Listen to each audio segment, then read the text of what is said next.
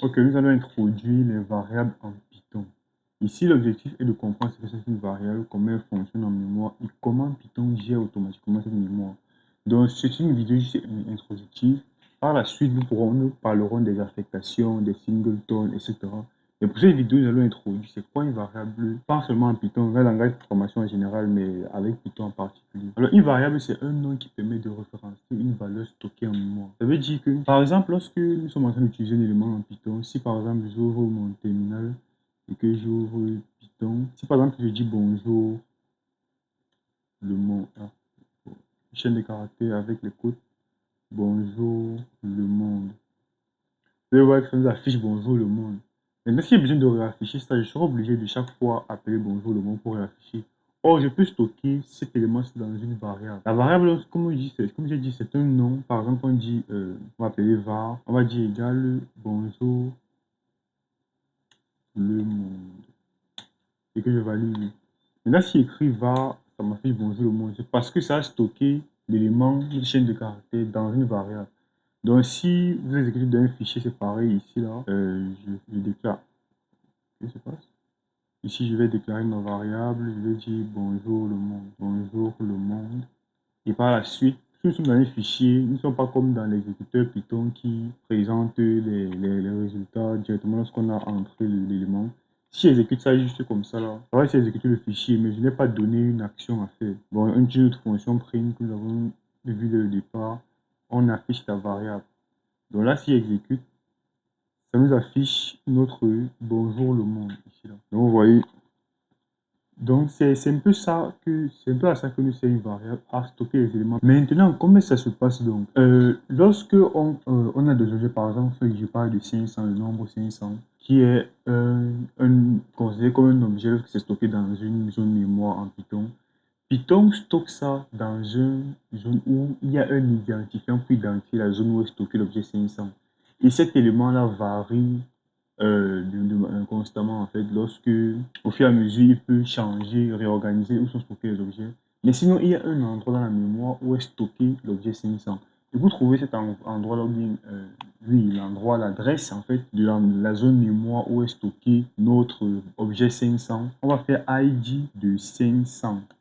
Et là, on a l'ID, ou bien l'adresse de la zone mémoire où est stocké notre variable, notre objet 500. Et si on fait peut-être ID 50, on va voir que c'est une autre adresse. ID 500, vous voyez que ça varie en fait, la zone où est stocké notre variable. Bon, je pourrais expliquer en détail comment est-ce que cette allocation se passe, mais sinon, de temps en temps, ça peut varier.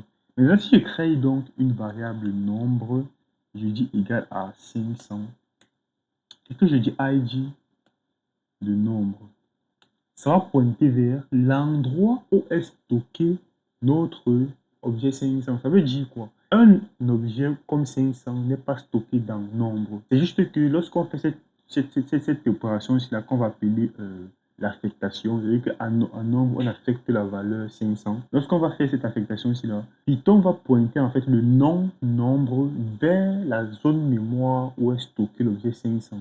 Ce qui fait que quand je fais, comme j'ai fait ID nombre, si je dis ID 500, et comme vous pouvez le constater, ici, là, lorsqu'on affiche l'ID de nombre, c'est différent de l'ID de 500. Ce n'est pas parce qu'il y a deux objets, ou bien ID nombre ne pointe pas vers l'objet 500. C'est juste que Python, dans ce cas-ci, là, a en quelque sorte dupliqué les zones de stockage de l'objet 500. Ce qui fait qu'il y a deux endroits où c'est stocké après l'affectation.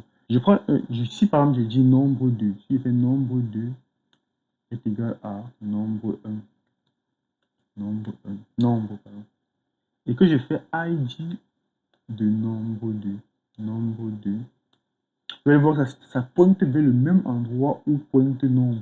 Donc, il y a cette petite subtilité ici là parfois qui peut prêter à confusion, mais ceci-là ne veut dire que lorsqu'on a affecté la variable 500 à Python, à nombre, pardon, cela a pointé vers la zone mémoire où était stocké 500. Donc, Python, après avoir réalloué la zone mémoire, a pointé vers là où est stocké 500. Et lorsqu'on affecte donc, même si on réaffecte ça à une autre variable, ça va toujours pointer vers cette zone-là. Donc, c'est ça le principe fondamental. Donc, pour revenir à ce qu'on disait, une variable est un nom qui stocke un objet Python. Un objet peut être une chaîne de caractères, un nombre, un flottant, en fait, peu importe les types qu'on a vus précédemment. Maintenant, là, on a parcouru comment est-ce que Python gère notre objet en mémoire.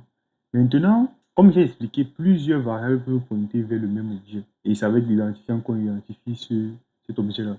Maintenant, lorsque Python a fini de gérer, par exemple, lorsqu'on supprime des objets, par exemple de la mémoire, en fait, par contre, lorsqu'on supprime, Python, de manière automatique, supprime les objets, les variables qui pointent vers des objets en mémoire. Et il le gère automatiquement lorsque on a peut-être fini d'utiliser on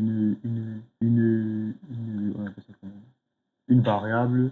C'est pour cela que si par exemple je réouvre le Python et que je retape, j'affecte de nouveau Python à 500, ça va réallouer une nouvelle adresse, ça va recréer en quelque sorte. Et ça supprime ces différents objets-là lorsque ce n'est plus référencé. Ça veut dire que j'utilise ce qu'on appelle un garbage collector pour supprimer en fait ce qui n'est plus référencé. Cela permet de libérer de l'espace en mémoire en Python. Bon, c'est vrai que connaître cela, c'est juste une connaissance théorique, mais bon, ça pourra arriver que ça aide pour ceux qui font des programmations un peu plus poussées. Donc, c'est un peu ça qu'on voulait voir ici. Là. La variable, ce n'est qu'un nom euh, qui stocke des objets en mémoire. Et il y a plusieurs variables pour référencer vers le même objet. Donc, je pense que après ça, nous allons passer à notre prochaine vidéo.